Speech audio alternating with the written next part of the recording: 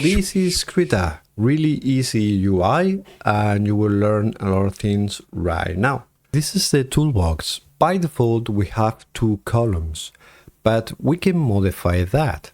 We can undock toolbox right here, and you can see that if I expand this area, this compressed to different sections. And as you can see, I can change the size with right click. I can modify the size of the icons. Maybe this is too much. And I can change the orientation. I can put this to right to left or left to right. I can dock in the upper part of the UI. I compress to have this like a secondary bar. You save the left area space for painting. So as you can see, it's a very versatile element of UI.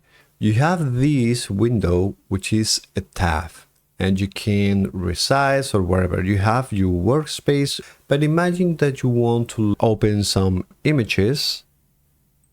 So I'm gonna select this one and this one, and maybe this one. 3 different images that are loaded in tabs. So I can see each one of them, and for me is a big problem because I work with a lot of images on my UI. It depends of the work, but I use not only one.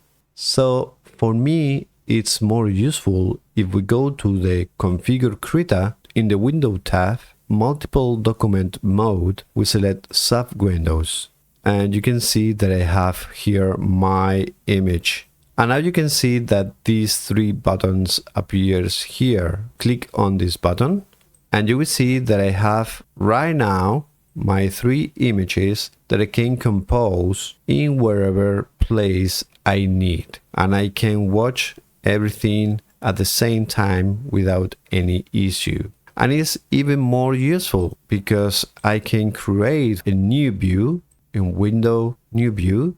So I have a full view of my painting, and now you can see that I can paint in real time in both images. This is like an instance of this image. I can work in detail, and here I can see the result.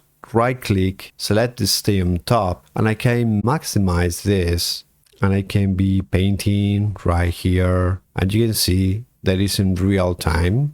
And I can select colors from here too. Maybe I'm working in this part, but I want blue from the sky. So I don't need to navigate to the sky. I can work directly with these 2 views.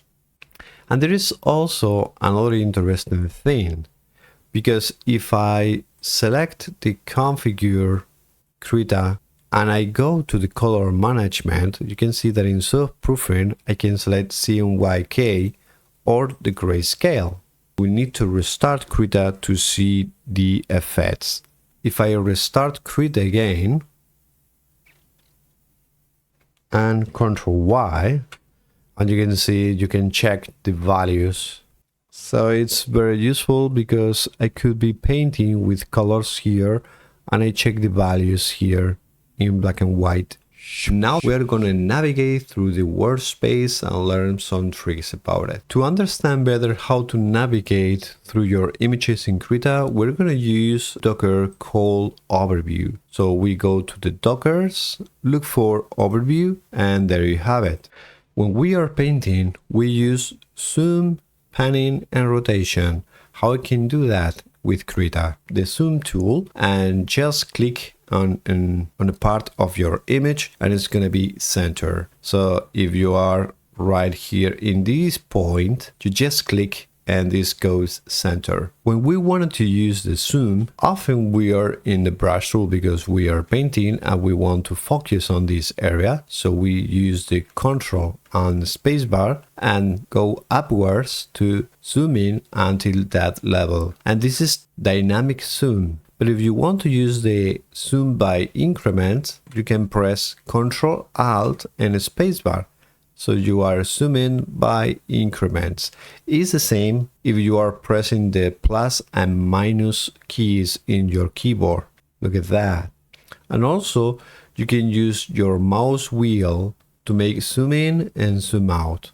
And if you are using the overview, you can go to the slider and just zoom in and zoom out. Really easy, isn't it? And you can see that you have the slider 2 here in the bottom part, so you can zoom in, zoom out. There are 3 levels that we can use while we are painting 2, which is the 1 in your keyboard, and just place the image 100%. 2 that fits to the height of your image, and 3 that fits your image to your width. You can use the pen tool and then just click on your image. You can use the brush tool and then press the spacebar and click on your image. And also you can use the mouse wheel and keep press. And if you are using the overview, you just click and then you are panning through your image. You can rotate your image really easy because you can press 4 to rotate to the left, 6 to rotate to the right, and 5 to reset your rotation. Also, you can use the shortcut Shift and Spacebar, and please don't rotate from the center because this rotates too fast. Just rotate in a distant part of your image. Also, we can rotate by increments, pressing Shift, Alt, and Space. And now we have rotation with increments. Also, we can rotate the image with this widget that works by increments. And if we go just in a distant place, keep press to rotate, and you can see that we are be more precise. Press 5 and done. And if you are using the overview, you can go to the same widget here to rotate by increments and in a more precise way.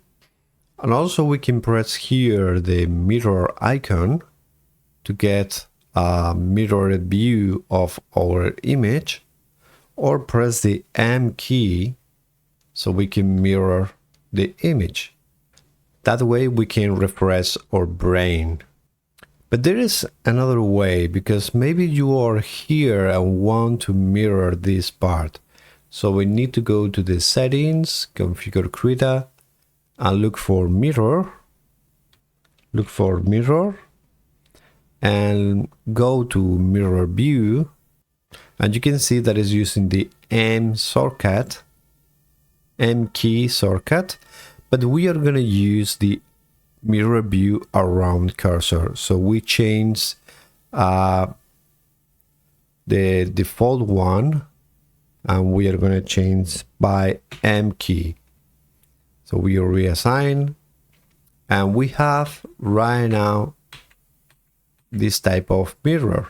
It mirrors taking into account the cursor position or your brush position. Fantastic. I love it.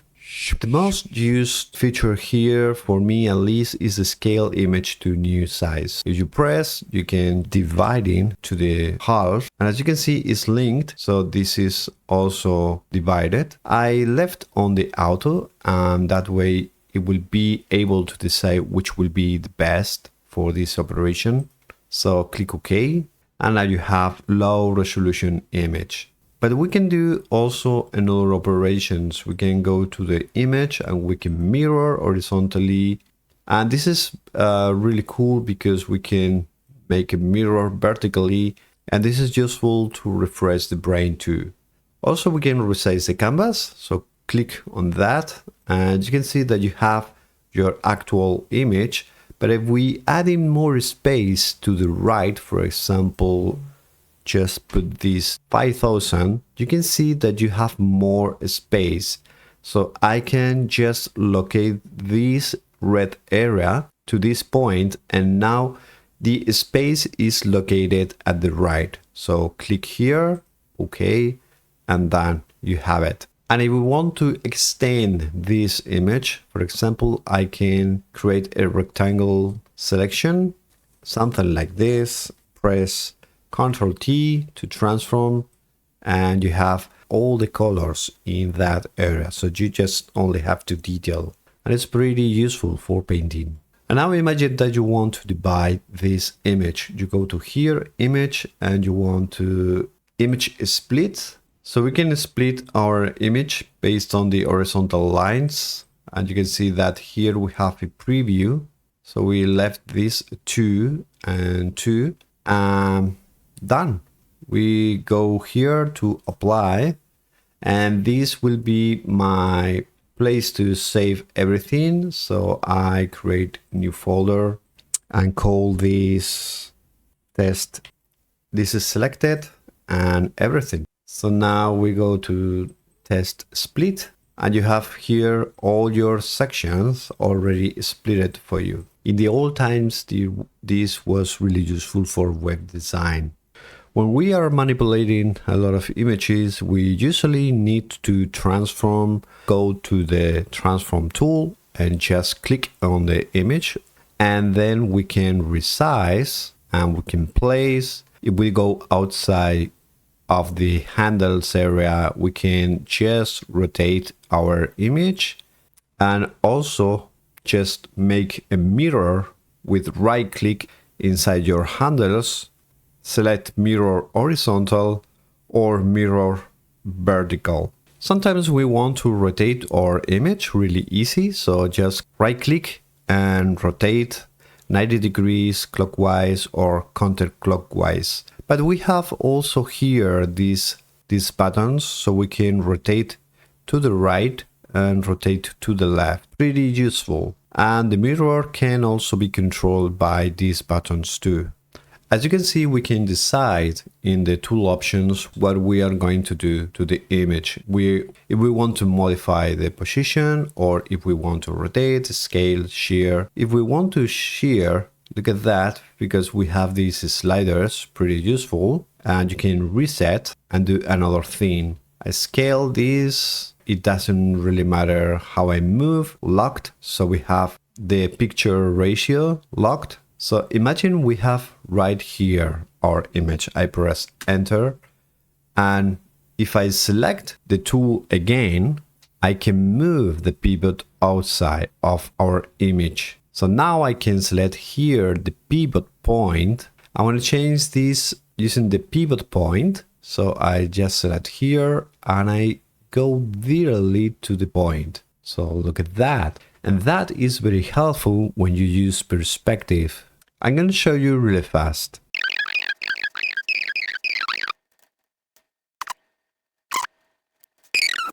Okay, so we have this object. So I want to move this in perspective. So I put the pivot point in the vanishing point. I can go directly in perspective. So you can move your objects in 3D even when you are using the 2D workspace. Cool. And there is another way to transform our images, because maybe you want to have a non-destructive transform operation. So just go here to this button and select the Add Transform Mask. So now we can apply the transform and just resize or whatever you prefer. And imagine we have this. So now you have the visible layer, but then you have the transform mask. Deactivate the transform, you can see that you have your image without any distortion. But if we activate again, you have the transform image. And be sure that you are using at least the accurate with instant preview to don't have any lag. And if you have a low spec device, just use the fast and this will be really different. It will be much faster, but take into account that it's not computing the blending modes. For example, if I use here 2 different versions of this image and I put this into multiply, you can see that if I'm moving, it's not taking into account the blending mode. But if I use the accurate with instant preview, it will take this into account. Let's add filter layer, which is not destructive. So go to levels. Let's test if we can just transform this image into something new. Look at how interesting this could be. Done. If you want to go deeper with the transform tool, just let me know in the comments, because it's a very big topic. I hope you enjoy it. And now let's go into review the tools that we have for moving objects in our painting. With the move tool, we have 3 different options. This option is taking into account the selected layer. In this case, I click on wherever area will be moving the yellow triangle. If I change the green splash, I will move in the green splash. The second option is move layer with content. Click here and I will be moving the green splash. And if I make click here, Krita detects where is my cursor and looks for content, so it detects the rectangle. And if I click here, I can move wherever I want. Also, you have the move the whole group. So all these elements belongs to one group called shapes. In this mode, in the move current layer, to move the entire group, I need to go to the shapes. Everything is moved. But with the move the whole group, I can select just one layer and it will detect which is the right group. It will be moving everything at the same time. The next thing in the move tool is the move shortcut. So, for example, you can move this in pixels, centimeters, inches. My arrow keys on my keyboard, I can move to wherever position I need. But if I want to be a bit faster, I can use the multiplier. So in this case is 2, so it will be moving 2 pixels. But if I change this to 50, it will be moving just with the shift arrow keys. You will see that it's moving really fast. So you decide the multiplier and the amount with the arrow keys. Next thing that is interesting too is the position. We can place our elements in our painting just telling Krita which is the right position. So if I want to have right here in the 600, I can write here 600 and Y0, and right now is located at the right place.